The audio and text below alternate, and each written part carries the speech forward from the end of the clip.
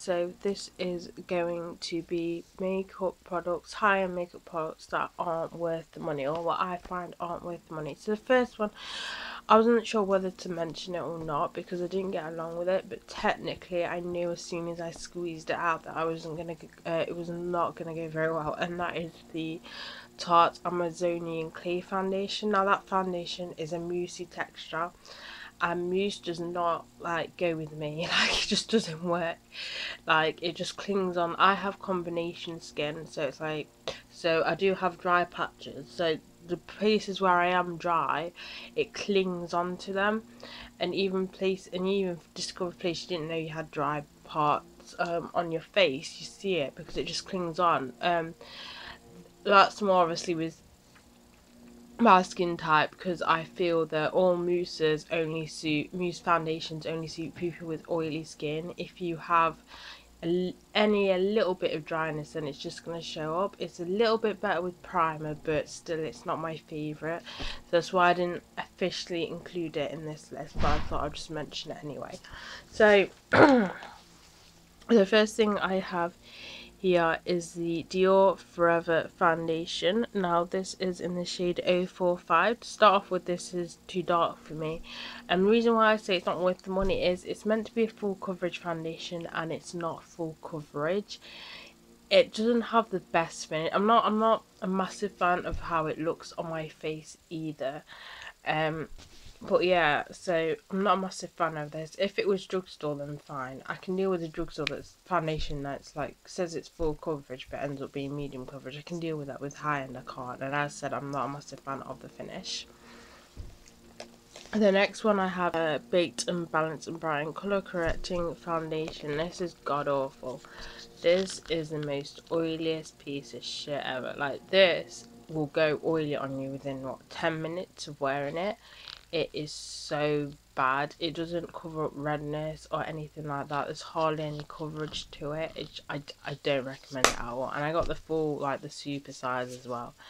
I do not recommend this. The only time I wear this now just to use it up is in the house. That's how bad this is. The next thing I have is an eyeshadow palette. This may be a little bit controversial, but this is the Too Faced Chocolate Bar palette. Now, the reason why I do not like this palette is because you get quite a bit of fallout for starters, and it's high-end palette, and the amount I spend, I don't expect to get any fallout at all, but if so, very little. But this one I get quite a bit. Also, the smell, which is more personal, is quite sickly.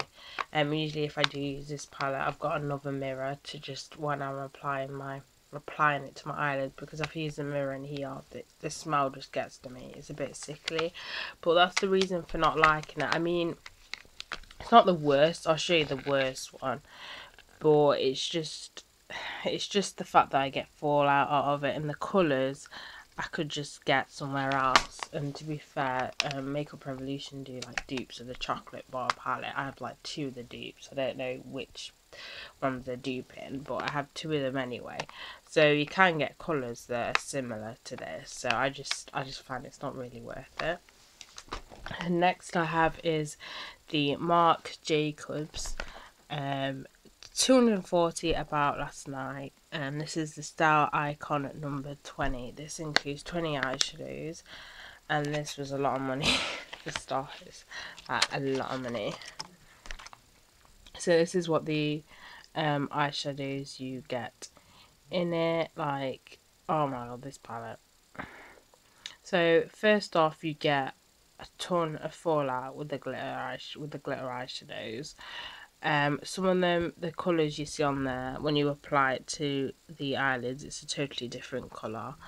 I can't deal with this palette. Like, this palette is worst of worst when it comes to fallout. Like I said, the Too Faced one has fallout, but this has a lot of fallout. I definitely don't recommend this palette. Like, it's for the price as well. I paid 100 something for this palette. I get so much fallout.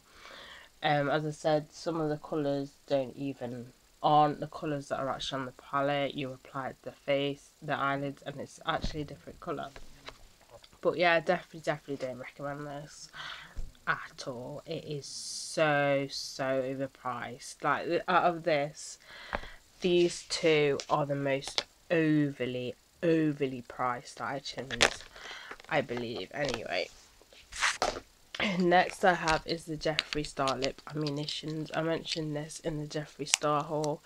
The problem I have with these is the formula is like every other lipstick. Okay, the colours may be totally different, but the formula is like any other lipstick. It's the same price as liquid lipsticks, which shouldn't be, because they're of, like, I wouldn't say better quality, but like, you know, higher quality than these. These are just average lipstick formulas you can just pick up at the drugstore.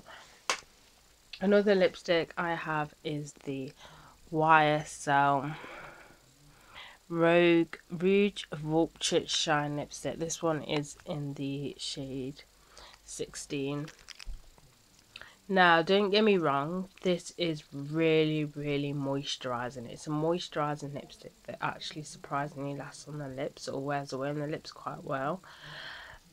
The only thing is, again, it's overpriced. This is like 20 something quid. 20 something quid for a lipstick. I mean, the packaging, I love the packaging, but it's just overhyped. Like, you could pick up a lipstick that probably is the same formula, maybe a little bit less moisturising, may not last on lips that long, but for 20 something quid, it's too much. It's just too much. And then finally I have the MAC Roller Wheel eyeliner. The problem I have with this is it's perfect to apply, which it's really annoying me how YouTubers are not trying this under their eyes, because they'll realise it's not impossible, but it's so difficult. So I found when it comes to lining the top lashes, fine, perfect. Doing a winged eye, it's just quite difficult, because it's difficult to get it precise. I'd recommend just swapping them to your normal liquid eyeliner or pencil. And under the eyes, it's no hope. Like, if you try and apply this under the eyes, it kind of skips. It's just not as smooth as when you're lining your top lashes. So to me, it's a bit of a rip off for that reason. But yeah, that is it for all my high-end products that aren't worth the hype. So bye guys.